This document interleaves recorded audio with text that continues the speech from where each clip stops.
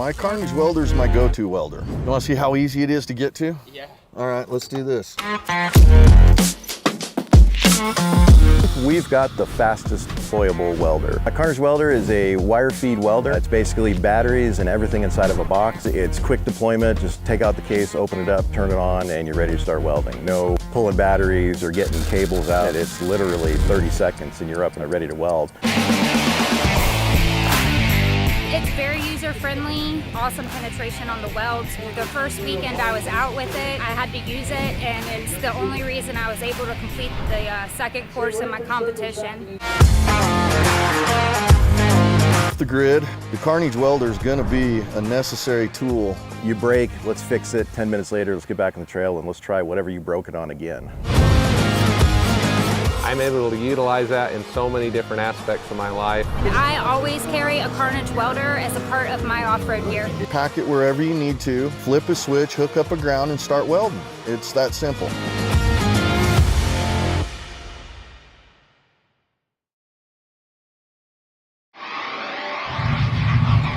We've chased checkered flags through dust, rocks, mud, and worse. We've crowned champions, racked up wins in places where tires go to die. And we're still just getting started. From hammering at hammers to Baja bangers. If it's brutal, beautiful, or just plain ridiculous, we're there. So whether you're bombing through the desert or just dodging potholes in rush hour, tread victoriously with Maxxis tires, built for whatever you're chasing.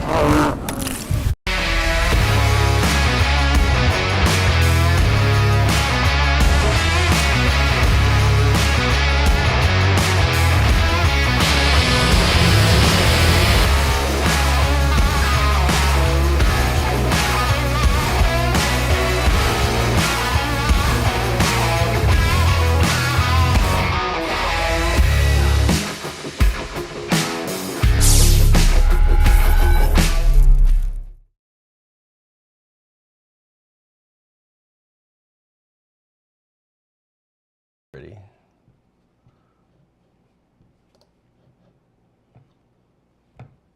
All right. All right, very cool. All right, we have a lot of stuff to get through tonight, so hang in there. But first, we will have details coming up for the Badlands Off-Road Park in Attica, Indiana, and a recap for Reno. So thank you guys for tuning in for another WERock Wednesday, presented by Laser Nut. For all of your laser cutting, forming, welding needs, make sure you check out Laser Nut. You can send them your napkin sketch or CAD file or anything in between at info@lasernut.com. So huge shout out to Laser Nut for providing all the amazing trophies all season long. And we've got some super cool ones coming up for the end of the year that we will be handing out in Farmington. But that is for another day. Maxxis tires, whether for work or for play, tread victoriously with Maxxis tires. Metal Cloak suspension, Brannick Motorsports, Behemoth drivetrain, Carnage welders, Crown Automotive, Spider Tracks Off-Road, Raceline Wheels, Drive Shaft Specialists of San Antonio, Tire Right, and Axle Helmets all put us on the road, make this possible. Yep. So huge shout out to those guys. Support them if you can, please, and let them know that we sent you to them. All right. All right. Badlands. What in the world are we doing with the schedule at the Badlands? We got home. We're here for a couple of days. Yep. And From so Western getting finals through to Eastern finals. back to is not listed correctly on the website. It's not, I don't know, it's all over the place. I'm not sure what happened there, but well, let's see. Looks like we've got some internet lag. I'm gonna go ahead and drop out of the Facebook. I'm gonna go ahead and turn mine off over here as well. I don't think it will help at all, but you know what? I like to pretend. What? I said you sure do. All right. Well, so what are we doing in Badlands? Oh my gosh. So Friday and Saturday, August 8th and 9th. Friday night, we have 4 p.m. Judges meeting. 5 p.m. driver's meeting and a 6 p.m. event start. Just like we did in Reno. Yeah. Except that we are going to start Saturday at 10 a.m. So we will run a normal Sunday schedule, I guess, on Saturday.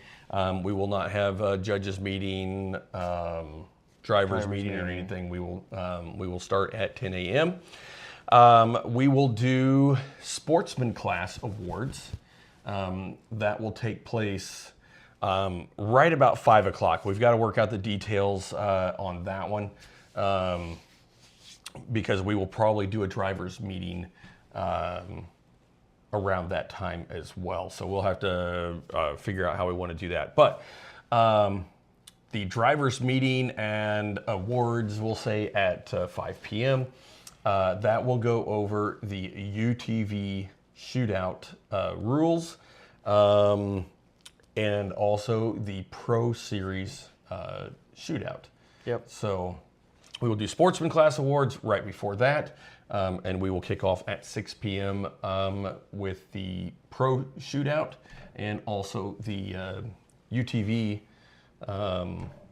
shootout as well, like we did in Farmington last year. So if you guys have a friend or somebody that thinks they are the best of the best or just want to come out and have fun, tell them to bring their UTV and we will have the UTV shootout starting at 6 p.m. So we will get that information put together in a graphic. By that, I mean Caleb will do a graphic and have that put up for us as well. What else do we have? So I didn't get a chance to call today. It was on my list for cabins. Typically the cabins are booked. They've got about 400 campsites. Those typically fill up pretty good as well. So if you're still interested in an RV campsite, what is the name of the camping? I don't know. It's something like off trail or I don't know. I think they just actually Google that. sectioned out some of the camping to another. So, but you can get a hold of them if you go to Badlands Off-Road Park on the Googles and pull up that information for cabins and hookups. If you're not interested in either one of those, we will have pit parking available. Talked to Larry a couple days ago, I think I talked to him on Monday. We should be, Steve Milano says, off the trail. Thank you, Steve. The pit parking, we should be able to park in the quarry where the rock crawling event is going to be. So a couple things on that. I'm getting lightning notifications from Reno still. So if you haven't got your tickets yet for the Badlands, WERock 23. Nope, WERock 20. I'm tired. WERock 25 E3 will be your discount code for the Eastern Series finals. Yep. At the Badlands. Okay, couple of other things. I was looking through my list here. Yep, drivers meeting, we covered that. If you are there to wheel the park and you wheel Friday, Saturday, or even Sunday, and you have your Badlands armband and you come to the WERock gate, we will let you in for $10. So if you purchase tickets through or purchase your park passes through the Badlands, we will give you a discount to stop in since you've already spent money with the Badlands. So if you want to wheel, come out and wheel either Friday, some Saturday, some Sunday, whatever the case may be, and go to the WERock event. Basically, it will be a combo package, but that will take place at the WERock gate into the quarry. So, what else did we have? I think we covered pretty much everything that we had for the Badlands. We got Cam Beasley calling. He said he was going to come and be on the live. I guess we could we could FaceTime him real quick.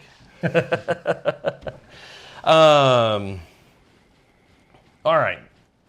I think we've got everything out of the way. We went through that pretty quick. So if you guys have any questions, don't hesitate to holler at us. We will get some information posted in a graphic that's easy to share around. And we will have that out either tonight or first thing tomorrow morning is the goal on that. All right, let me jump back over into here. 20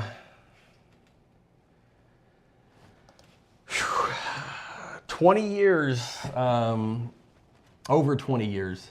22 years since the last rock crawl. The last time we had been to Moon Rocks, as far as WERock is concerned, and it did not disappoint.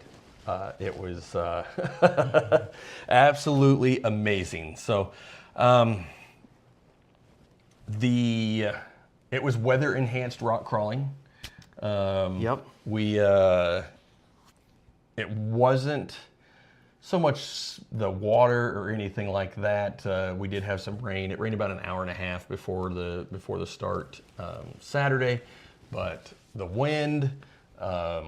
It was cold. It was hot. We had all of it. We sold every hoodie that we had anywhere in the trailer. We had very small people buying what was left of 3XL hoodies just to try and stay warm out there. So that, and then the rain stopped and it warmed up, and I was out perfectly. Like, it was perfect weather for us at least. Yeah, I'm not gonna lie. I did go and put on another T-shirt underneath my my WERock shirt. And then I regretted it about an hour later when it warmed up. So, but it was absolutely amazing. It was crazy, and the weather just kind of fed into all of that as well. So, let's jump into talking about Reno. Jumping into the Facebook and YouTube comments in case you guys had. All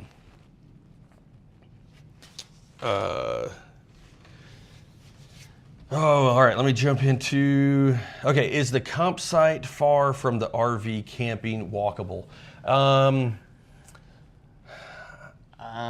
It's not far, but I wouldn't want to walk it. Yeah. There's a field there, and I can't remember how far that,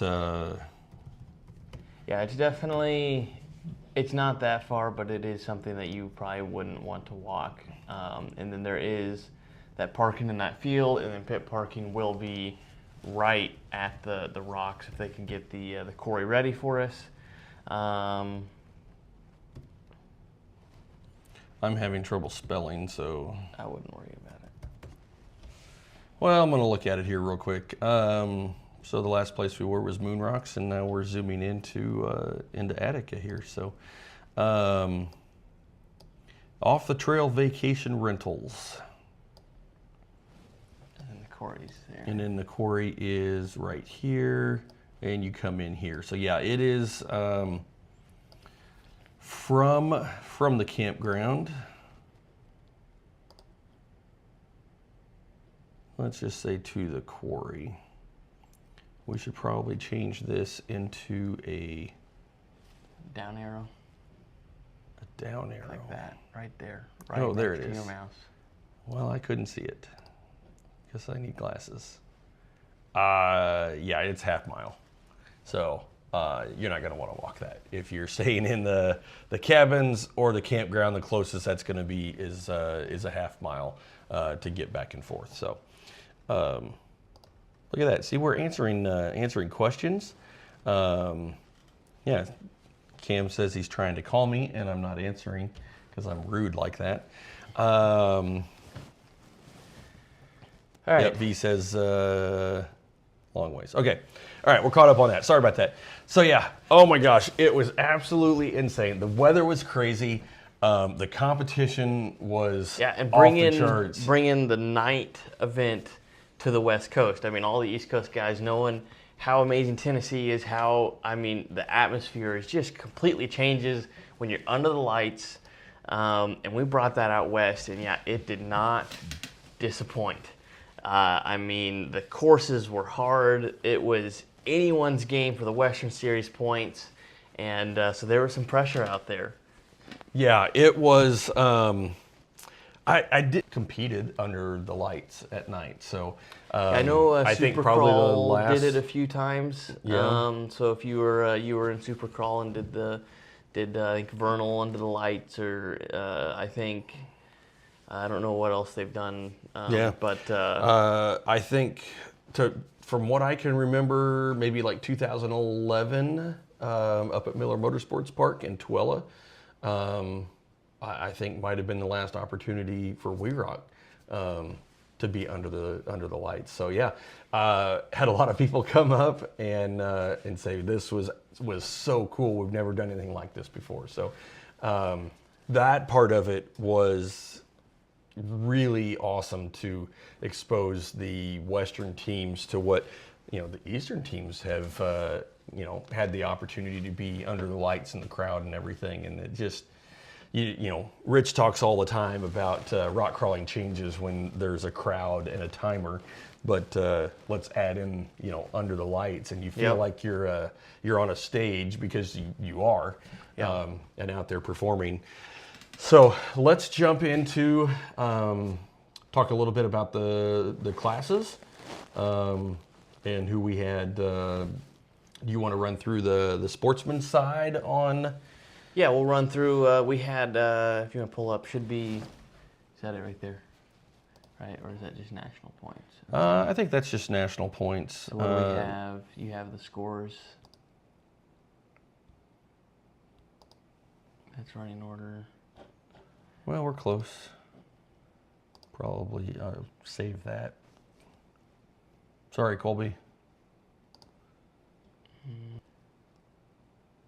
And there's a good chance that it's not even on this computer, that it's listed online. But all right. So yeah, looking at the sportsman, we did have a UTV come out.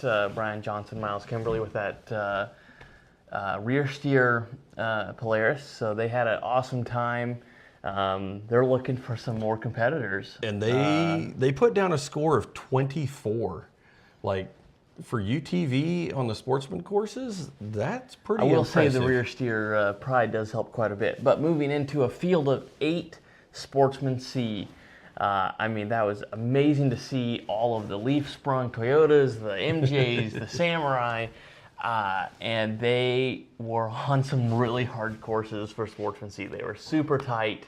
But moving into the top 3, third place, Jesse Bennett, Eric Hornvet. That's probably not spelled correctly, I'm assuming, because Colby can't spell. But third place with 119. I want to say leaf sprung Toyota. I don't.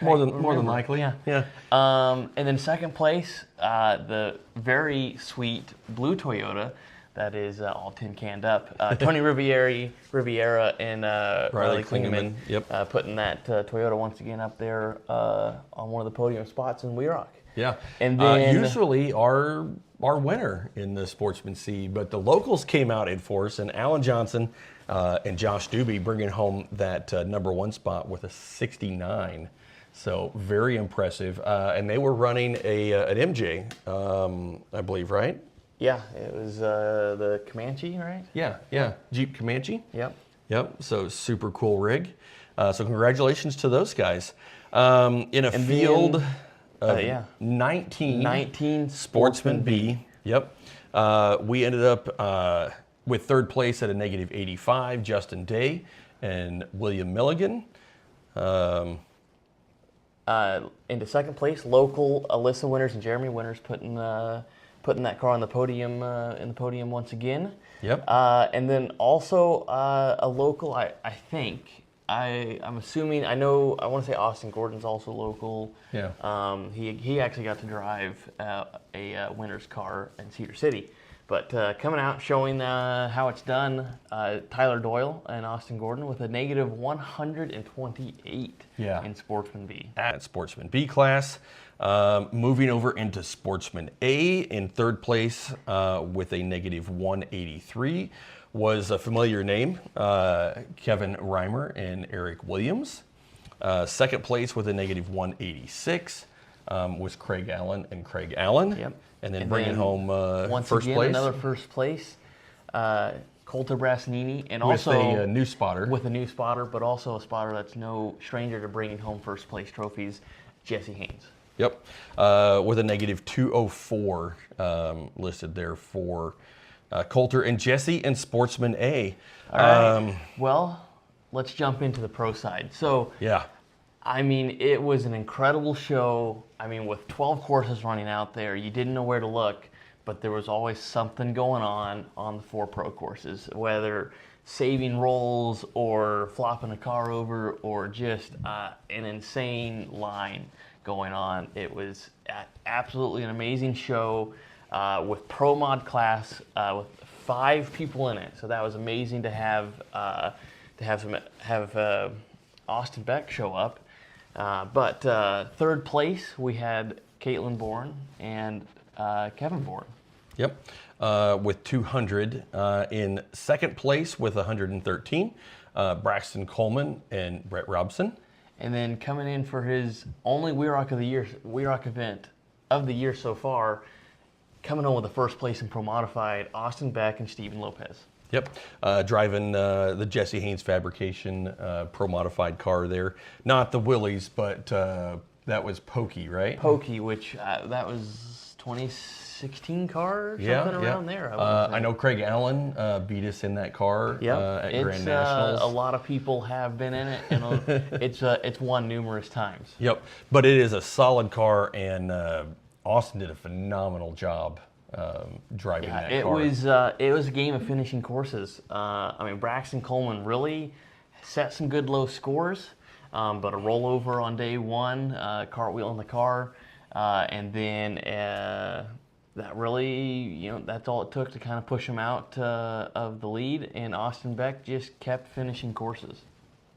Yeah, for sure. I mean, really, let's see, that B4 was kind of a game changer there, and in that A3 on Friday night really kind of separated Austin and Braxton there. But the video that we have of Austin making the drop down into the notch over there on A1, rolling the car over, standing the car up on end. I wouldn't even really call it rolling it over. He stood it up on end. But the roof was on the ground. It was on rock. Yes. And then also Braxton Coleman over there on A3 making the drop. Tried to save it, but unfortunately ran out of room with the banner, and then just set the car on its roof to keep from running out of bounds into the spectator areas. So an incredible maneuver, to keep everybody safe, but unfortunately that cost him some pretty good points over there on the pro mod side. Man, George and Laura had a solid run going. Caitlin and Kevin ended up in first place after Friday. Yeah. So that was awesome. Yep. And then Victor and John put on a great show as well. Their scores don't always reflect the amount of effort and heart that those guys put into the courses. If you're in Pro Mod, it is legit. The courses are hard. Just keeping the car on all 4, as I think only did Victor roll over? I think he was the only one not to end up not on his tires at some point. Yeah. So that was impressive. They worked extremely hard to maneuver that buggy through the courses. So that was a great job by those guys. He did end up stretching the front end of that buggy out, get a couple, like 4 more inches of wheelbase past the bumper. So they've got some changes that they made to the car, and it seems like it worked well. Yeah. All right, so moving on over into Pro Trail. Double click up top. We'll see. We don't need this one. No, that's it. It's just not. It's just not. Look, I'm an old school computer. Yeah. So all right, moving into Pro Trail. Well, Brett Dickey and Matt Dickey breaking the front third member on their first course Saturday.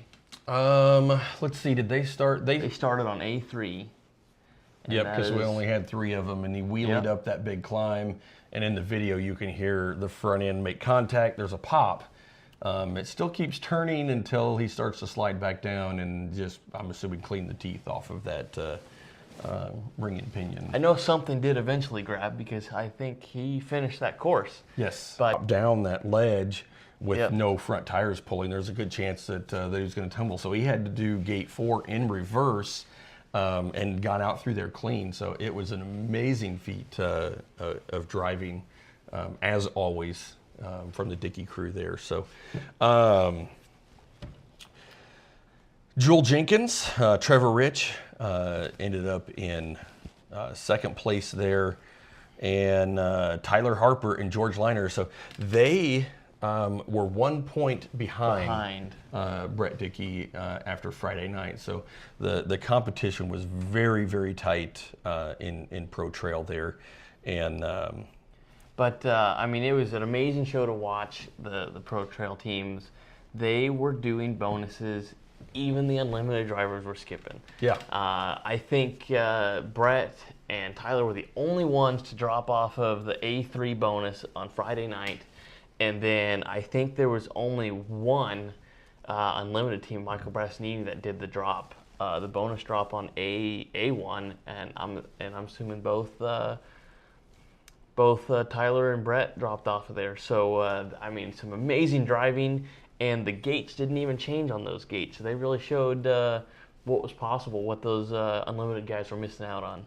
Yeah, for sure. That was awesome to see the Pro Trail guys accomplishing things that the unlimited cars didn't even try. So, I mean, that all comes down to strategy, and you don't want to get too far out of line, but I'm going to say they left some points on the table, particularly in that course. So, yep. Yeah, and the fact that they were going for those big bonuses, and they were still only 1 point. There's 1 point between them Friday night. Yeah, absolutely insane, because those courses were not easy. It wasn't like just follow the leader and we just got to do once somebody figures it out. This is the way that it's that it's going to go. It was hard fought, back and forth through the entire weekend for sure. Anything else in Pro Trail? I hate that Brett broke, but and probably if it was a day event or something different, we probably wouldn't have even got into breakdown time or something like that. But we were setting up for the shootout and just ended up running out of time for those guys to get back on course, because there was only 3 in Pro Trail. So even if they missed that course, they were running quick. Friday night we finished like 9:30, 9:45. Yeah, I think the sportsmen were done even 10:30 at the latest. So yeah, we were moving quick, and just couldn't get the car fixed in the 45 minutes, and ended their weekend pretty much right there. Yeah, absolutely sucked. All right. Unlimited. We did have Wayne out with the E-Rocker. He ran Friday. Ran Friday. Didn't want to run in the rain Saturday night. But We did a 30-minute rain delay, and that was absolutely perfect. There were still some light sprinkles when we started, but otherwise, the rain was gone. It started to warm up, and it was an amazing night.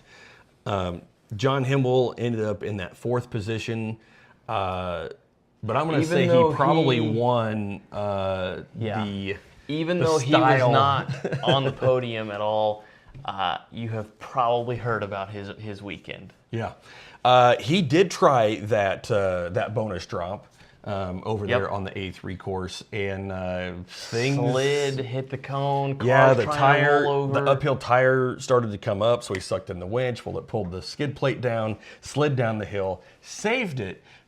But even in the, trying to get the car turned around at the bottom, it was carrying this tire and it was carrying that tire. There were so many tough spots it was such a driver's course. You had to know how to settle the car down.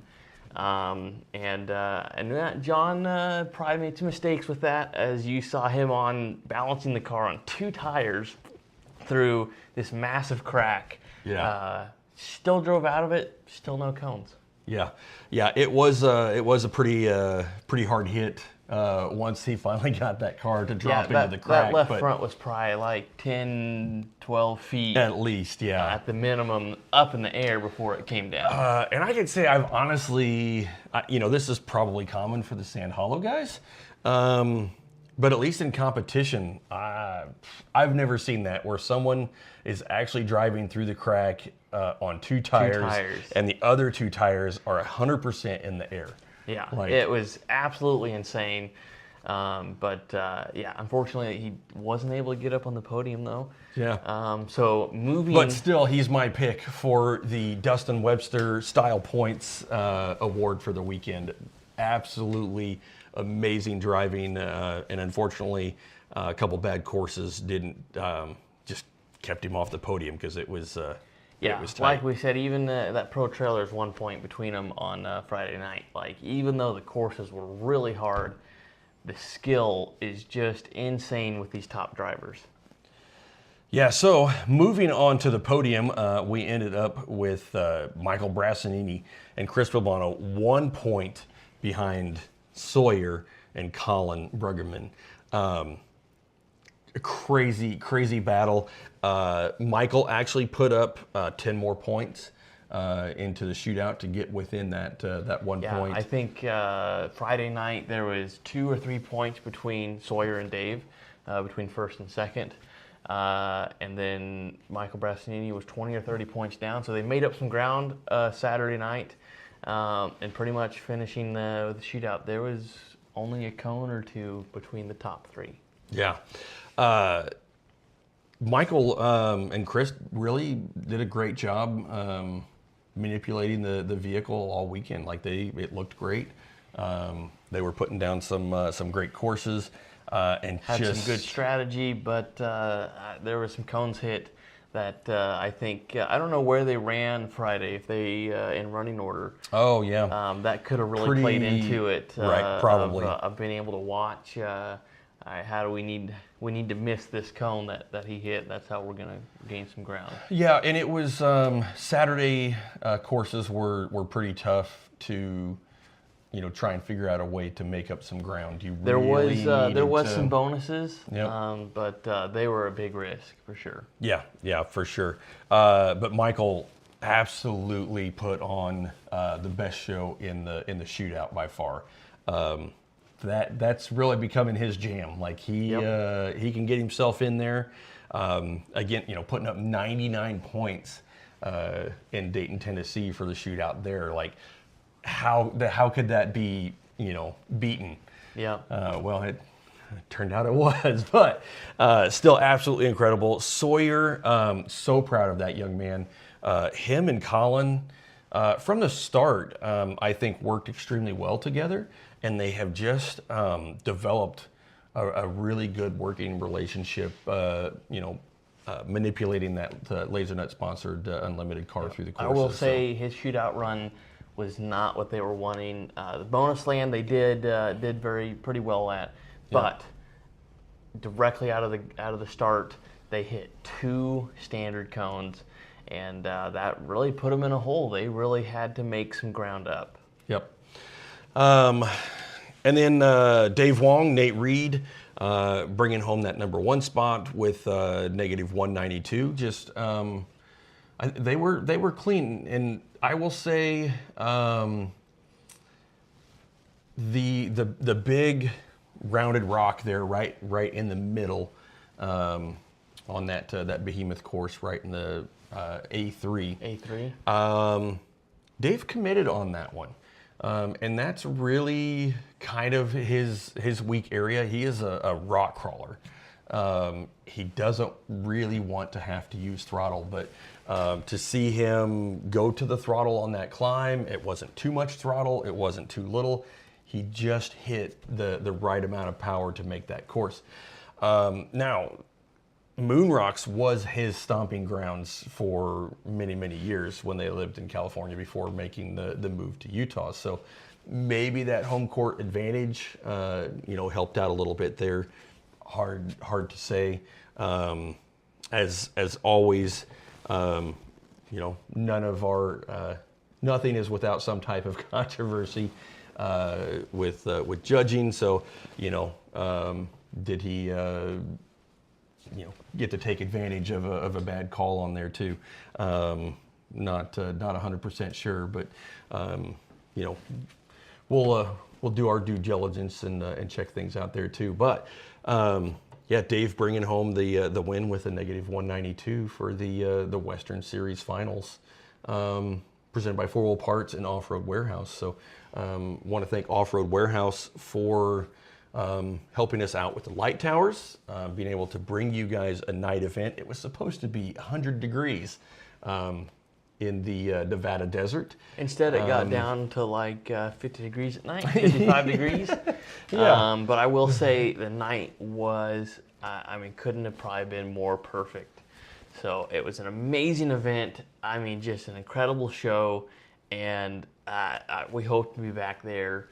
Make it a staple for the WERock series to be back at Reno under the lights. So, yep. Definitely want to give a huge shout out to all the neighbors around the area that we met. Kirk and then a couple other guys that came up that we ended up meeting on Sunday and Monday. I want to thank Harry Wagner, Jeremy Winters, and Mike Clark. If you guys are not part of the Friends of WERock's page, make sure you check that out. I want to thank the BLM office. Paul, thank you so much for working with us and bringing rock crawling, allowing us to bring rock crawling back to WERock. It did not disappoint. The courses were amazing. I thought they were hard. But they weren't impossible. So that part was, was super cool too. I'm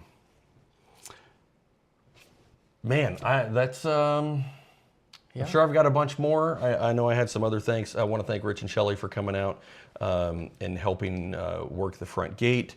I want to help Jesse Haynes. Yep. Josh Steedy for Harley Designs for helping run the live feed Friday night. And I want to congratulate this guy over here. He took first place in Pro Mod and second place after a shootout. Yep. In the 1.9. In the 1.9, so the smaller wheel, the RC crawler competition. The NorCal WERock. Yep. So that was super cool. You guys make sure you check out the competitors page.